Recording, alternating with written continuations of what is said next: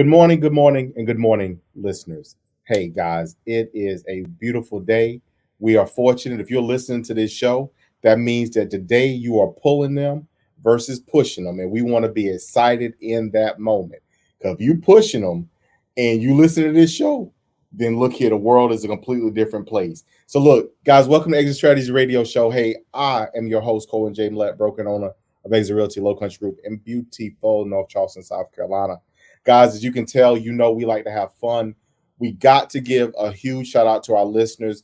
You all rock. I've said this to you repeatedly. I appreciate when you all reach out, when you catch me in the streets, because y'all know what I do. I'm out here in the streets with you. Y'all are telling us how you like the show, and we really appreciate it. We've been taking that feedback, and we have been going out and getting the best guests to give us the best information so you can have your best results and live your best life. That is what we do here. So today is no different.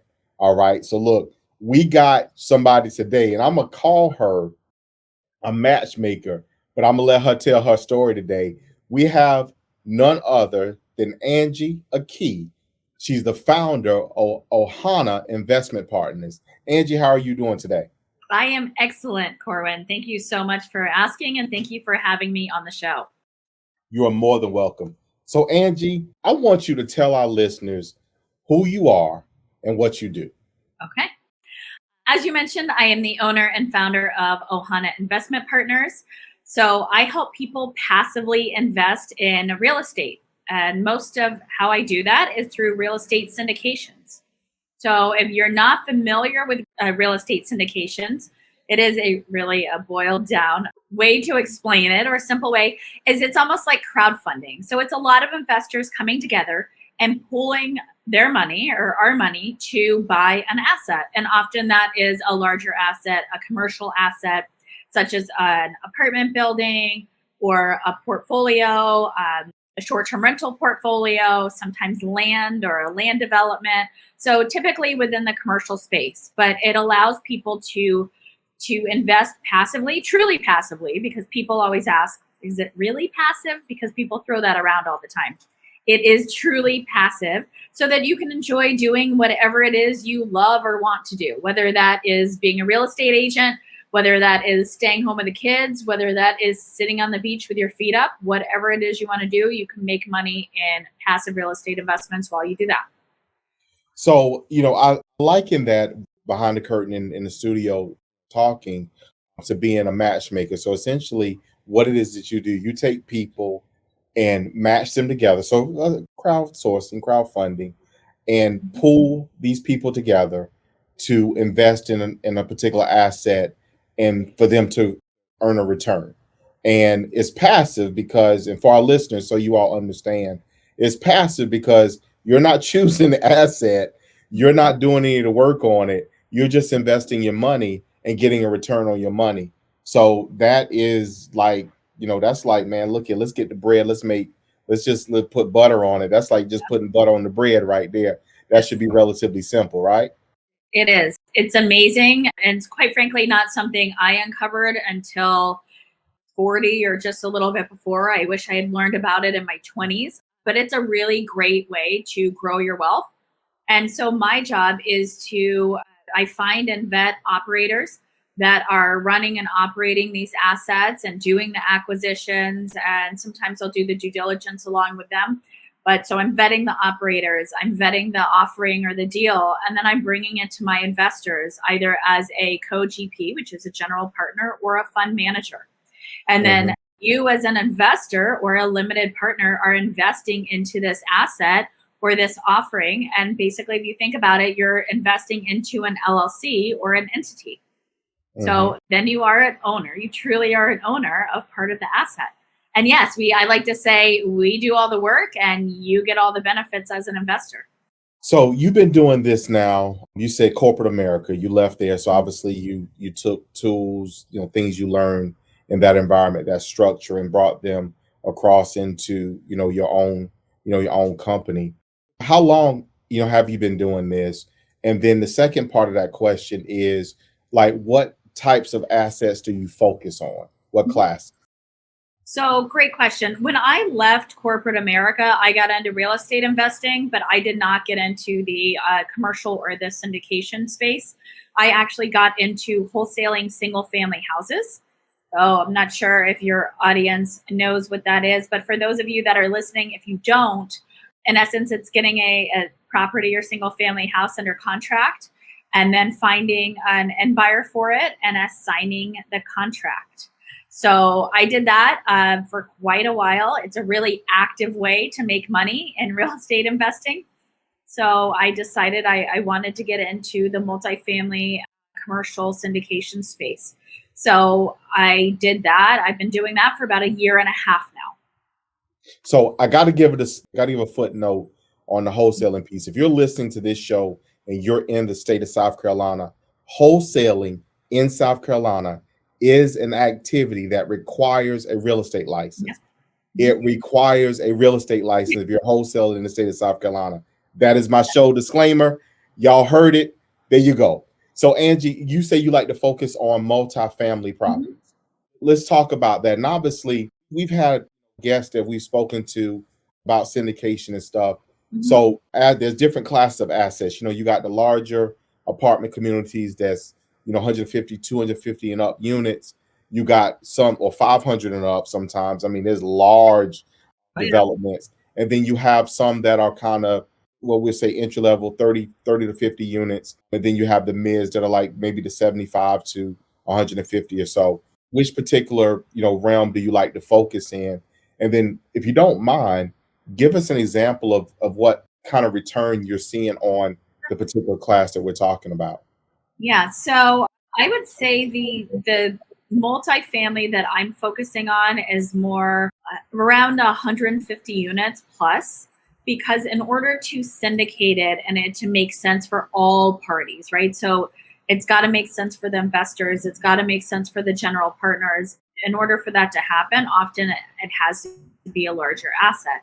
I'm not saying that you cannot syndicate a smaller asset, so please don't send any mail our way. You absolutely can.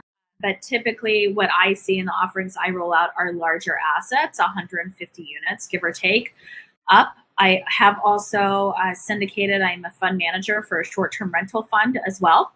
So that's a little bit different. So that's 75 to 100 plus single family, almost like Airbnb or short term rentals. So both of those, I would say, are, we're looking at some other things as well. For my investors, my goal is to, if an investor comes to me and is working with me, my goal is to bring various asset types, also potentially various asset classes, but various asset types. So someone may want multifamily or a short term rental or a debt fund and things like that, so that they can diversify within the offerings that I'm providing.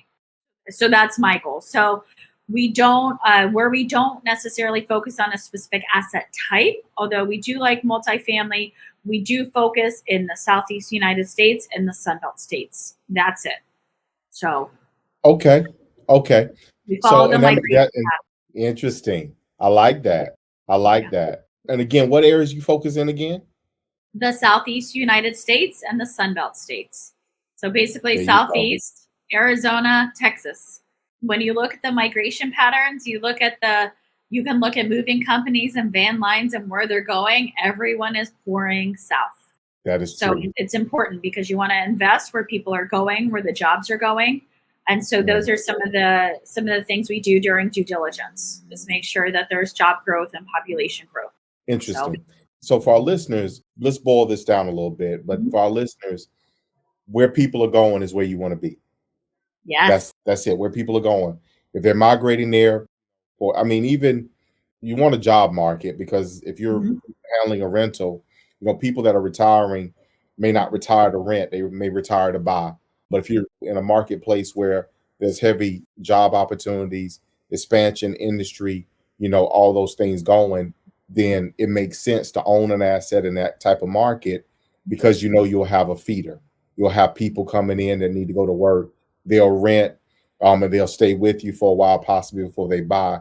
But you got to have rentals and stuff available because there's a continuous flow of people coming in. That is awesome, Angie. That is Yeah. awesome. Yes. And you asked about returns. So Mhm. it depends on the offering. So that is my disclaimer. So as Corwin had a disclaimer, right? So do not wholesale in South Carolina without a license. I I am saying every offering has different returns. So it does vary. It varies on a lot of different things, but ballpark, if you're looking for an average annual return of 16 to 18%, that's what you're going to see. Our goal is to provide now for shorter term investments. This does not qualify, right? So it's kind of an outlier. But for longer investments, so 4, 5, 6 years, our goal is to double our investors' money within that time frame or come really darn close to it. So that's when you're looking at something called an equity multiple. And I don't want to go down the terminology rabbit hole, but if you see Mhm. something and it says 2x or 1.9x, that in essence mean you're going to 2x or 1.9 Mhm. times your money. So if you're Mhm. investing 100,000 and it's 1.9x, you're going to get 190,000 back at the end of that hold period. So the average Mhm. hold period for a lot of syndications is 5 years. So those are just some of the key. There's a lot more, a lot other different things that you can look at as well. But those are some key kind of basic things you can look at. What is my average annual return and what am I doing with my money? Am I doubling it or am I coming really darn close to it? So, Angie, I almost fell out my chair over here a moment ago when you said 16 to 18%. I mean, most investors, they're looking at projects with a cap rate 6 to 8%. I mean, went through a period, some years ago when you were lucky to have 4 to 5. Just the margins have been restricted so Mhm. much. So now we're talking about a return on investment that large, and essentially, like you said, the 1.9 times or whatever times Mhm. in this 5-year time period. Man, you can't put your money in the bank and get it to do that. I mean, look, you can't look here, and Do you not and, put your and money in the bank. You're exactly, losing money if you're putting money ex- in the bank. Yep, absolutely. exactly, and Yes. I mean, granted, you probably could, you maybe, if you're lucky enough, you may be able to take that much money, either play the lottery, go to the crap tables, but you don't want to put it all down at one time. Yeah. But No, you you can could also just drive down the street and throw it out the window. hold on like this. Yeah, you got it. You got Yeah, it. yeah, just hold on, just open the window up, hold on, just let it go. Yeah, just do it. Same thing. Same thing as So the craps table or the lottery, right? so people are protected in this. Obviously, you own a portion of the asset. So therefore, you always have the asset, regardless, to be blunt, you have your interest in the asset regardless of the return, correct? You have your interest in the asset regardless of the return, but just like any investment. So here's another disclaimer for me, right? So just like any investment, it is that. It is simply that. It is an investment. Every investment has a risk. So your risk That's fair. is losing your capital that you're putting into the investment. That is a risk. Now, does that happen every day? Mhm. No, but it's still an investment and it's a risk. So I always remind investors you have to weigh all risk versus potential reward because it is that, right? We're looking at performance, we're looking at projected returns, and they're projected, and we do the best projection we can, but it is still an investment. But yes, you are backed by a hard asset. So that's one of the things I talk to my investors about. People, especially after last year with the stock market roller coaster, it was a lot, right? People are like, woo, right? Hands up, hands down. People are getting nauseous. But this with real estate investing, it's backed by a hard asset. And what's wonderful about commercial real estate investing is that you can force appreciation. So, for your listeners, if you're not familiar with that, if you're increasing your revenue or you're decreasing your expenses, you're affecting your net operating income. And if you take your net operating income and divide that by your cap rate, again, I don't want to go by crazy terminology, but you are increasing the value of your asset. And you can do that very quickly and simply by doing something like raising rents to market rents, providing covered parking, Mhm. valet garbage service. And if you've never lived in an apartment, you're paying for valet garbage service because you don't have to walk your Mhm. garbage to the dumpster. Mhm. It's worth it, right? Pet fees, late fees, things like that. Low Mhm. flow toilets. You're reducing your water bill, Mhm. LED lights. So it Mhm. sounds really simple, but you can really increase the value of your asset just by doing these little things and managing the asset well. Do you want something more meaningful moments, opportunities, deeper relationships, and memorable experiences? Do you want to make a difference? If you said yes, a career in real estate could be the opportunity you're looking for. Guiding people through one of the most important decisions they'll ever make, the purchase or sale of their home, can be both rewarding and lucrative. Exit Realty's revolutionary compensation model, training, and technology provide you with the tools you need to start and build your successful real estate career. Call me today, Robin Collins, ROBYN Collins with Red Robin Homes at 843-557-5003. Again, that's 843-557-5003. Or visit me at redrobinhomes.com/join-exit and make your exit today.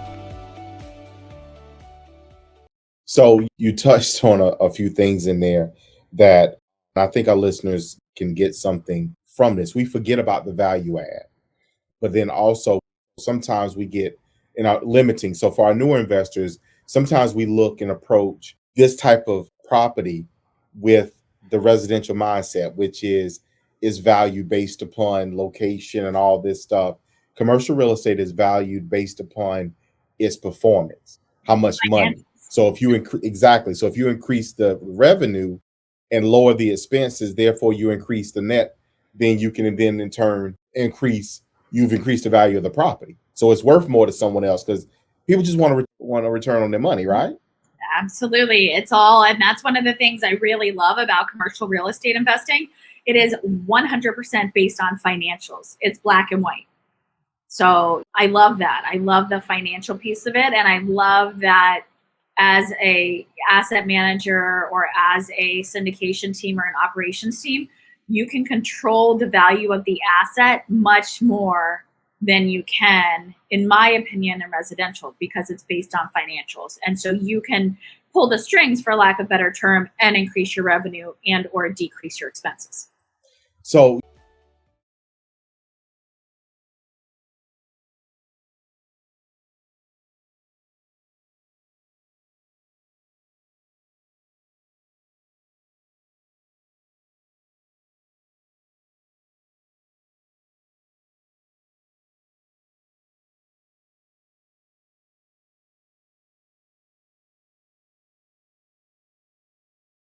it's so interesting. I'm always, we do commercial projects and work in this arena more and more. It's always funny to me. So I'm gonna give you two different things. I had a client years ago buying a residential property. I was assisting. He actually was regional sales manager for a company that sold RVs. And he, we were in this process. I think it was like 45 days or something it was taking to close this transaction. He looked at me, he said, Cole, and this doesn't make any sense to me. He said, look, he said, I can sell he was buying like a 200 and some at the time, 200 some odd, right at $300,000 property. This was years ago. That same property is worth about 5 or 6 now. But he said, hey, I can sell a $400,000 motor coach and I can finance it and close that deal in 96 hours, in 4 days, in 72 to 96 hours, I'm done, right? People gone, they done drove off, that's it, they finished. Why does it take you so long? But then for our listeners, we're gonna flip on the commercial side. You can do a commercial deal. Once you got all the numbers and stuff, put that in front of, if you got a lender or whatever, you can knock out a commercial deal in, Angie, about what time period? Well, mine is diligence. Let me say. Okay. Yeah, mine is diligence. I was going to say, when you're doing your due diligence, you don't want to rush through that. I've been there. I've done that. Don't rush through that. Do not. Yeah. If there's a takeaway, do not rush through due diligence. It will bite you every single time. And due diligence usually takes 60 to 90 days as you're pouring through not only the units and the asset, but all the financial reports. So it's super fun, but it's really, really important. But yeah, I mean, once you're through due diligence, everything's pretty much ready to go. It's ready to roll. Exactly. So, and diligence is always important. You want to make sure you got time for inspections, make sure you understand what you're getting your arms around. I have working with a consultant with a client now that purchased an asset prior to me, and being around before they knew me. And long story short, that asset has a significant amount of issues and problems that I'm not sure they knew. I don't know what diligence they performed up front, but I'm just not sold that they knew. And you want that time to make sure that you have an opportunity to verify the condition of the property, what things you have to be done, and make sure you, and especially when you're investing on, like, for example, you're investing in a new market or a new area, you're also missing, or you don't want to miss, if there's certain rules for the municipality. Maybe they got something, that, okay, well, look, if you do X amount of work on this property, you're going to have to bring everything up to current code, which could be a major upset in your budget if it was not planned, right? It can. I have an investor. She invested in another syndication. She came to my networking event last night, and she was on the road today to meet other investors, and they went to an asset that is not performing. It is not one of mine. And like, that's my disclaimer too. But they weren't aware of that. And I think she said they're having to redo all the stairwells in 18 buildings. And it may seem, if you're like, oh yeah, that doesn't seem like a lot. That's a lot of money. And that's a lot of capital expenditures being poured into your assets. And that's eroding your bottom line. So they're trying to figure out how to save this asset from itself, right? Because the asset should pay for itself. And that's the beauty, supposedly, of commercial real estate investing. So you want to make sure that the asset's paying for itself. You understand the municipalities, the codes, anything like that. Absolutely. Exactly. And that's very, very important, because again, that does happen quite often. You have something, have a property. I mean, we've over the years have encountered properties that have old copper piping, and the water system erodes that copper. Oh, excuse me, I'm sorry, cast iron. My apologies. We got that too. Yeah. But the water system will erode the copper and create pinholes. You got leaks, cast iron drain lines, those erode, they cave in, backs the plumbing up, on making sure you understand those things. And what happens sometimes, which we've seen, is people will tie in new plumbing to old. And then you have a major issue because that wasn't supposed to be done, but they did it to save money. And in turn, later when it collapses or fails, it creates a much larger issue to be corrected. And absolutely. For the new owner. Exactly, for the new owner. For the new owner, yeah. Because the old owner's like this, like, peace. Bye, I'm out. Yeah, but I mean, you have to, right? So we're in the Southeast. We've unfortunately had a large run of hurricanes. You have to know. I'm sitting in Florida, right? Everyone's insurance is skyrocketing. So you have to plan for that. If you're buying an asset, you have to plan for that and know. You have to know what your taxes are going to look like, right? Are your taxes resetting? Are they based on the new purchase price? Are they only incremental? What is it? So you have to know all that. And some of the things you can't necessarily base off the old numbers. You have to estimate or guesstimate what it's going to be moving forward. And so it's really important to know all those things.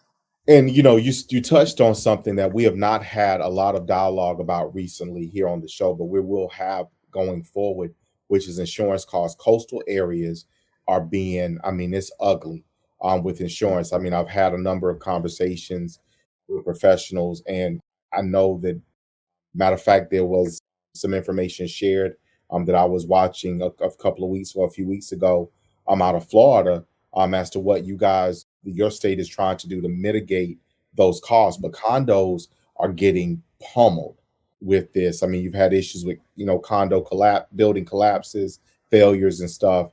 Complicate that with being in quote unquote Hurricane Alley. And it looks on paper and feels unreasonable what is happening in the insurance realm with that type of property. So if you're looking to buy that type of asset, a building, a condo building, I mean, it could be real ugly. Right. Yeah. You need to know what you're getting into. You need to know what area you're in. We own a coastal condo, and we just paid for concrete restoration. So we got assessed for that. And then we had hurricane. Then we had hurricane again. So we're going to get assessed for that. And then, oh, by the way, we had damaged interior. And oh, by the way, don't get me started on insurance, because whatever insurance you think covers doesn't want to cover it. So now we're renovating that, right? So you have to plan. And that's something really important too, is when you're doing your due diligence as an investor, because I said it was 100% passive, and it is once you're invested. But it's still important as a passive investor to do your own due diligence on the front end. So you want to look at stuff, for instance, like, do they have a CapEx budget, capital expenditures? Do they have reserves? So if you're looking at an offering and there are no reserves, run away, because something is going to go wrong. They're going to need reserves for something. So you want to make sure there's reserves, right? You want to understand what the business plan is and what the value is. And you talked to Corbin, sometimes you guys forget about the value add. I know a lot of the listeners are residential, right? But there's value add is huge in commercial real estate investing.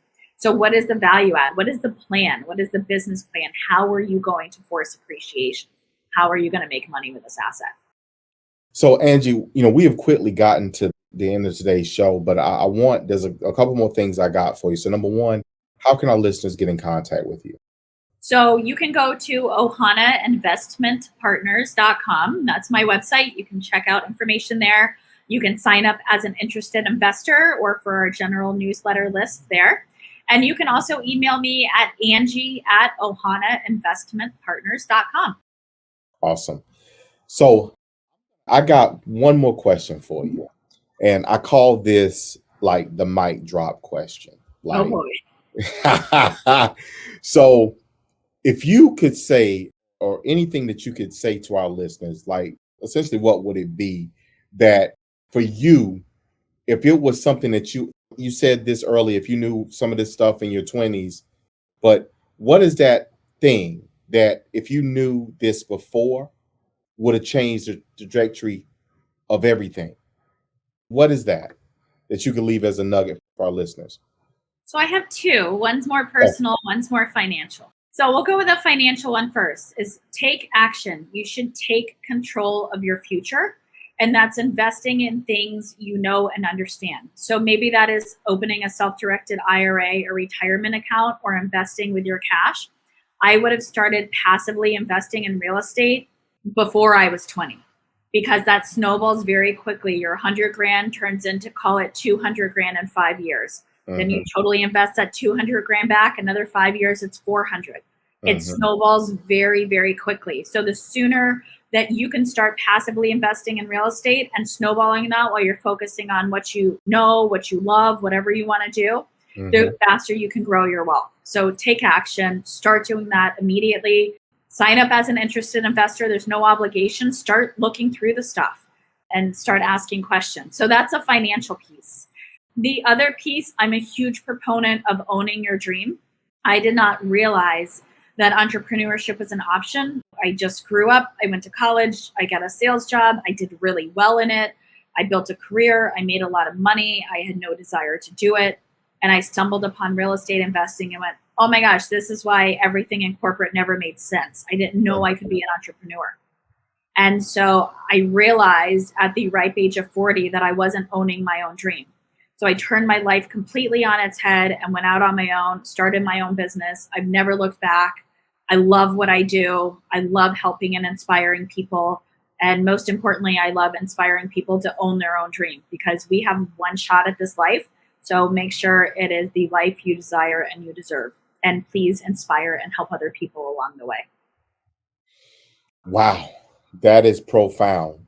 Listeners, look, y'all listen to this show, y'all should have taken something out of that right there. We always talk about here, Angie, about our mindset, about having a mindset that is conducive for your success, meaning that you believe greater, you aspire to greater, therefore you will achieve greater. So thank you so much for dropping that jewel, that nugget for our listeners today.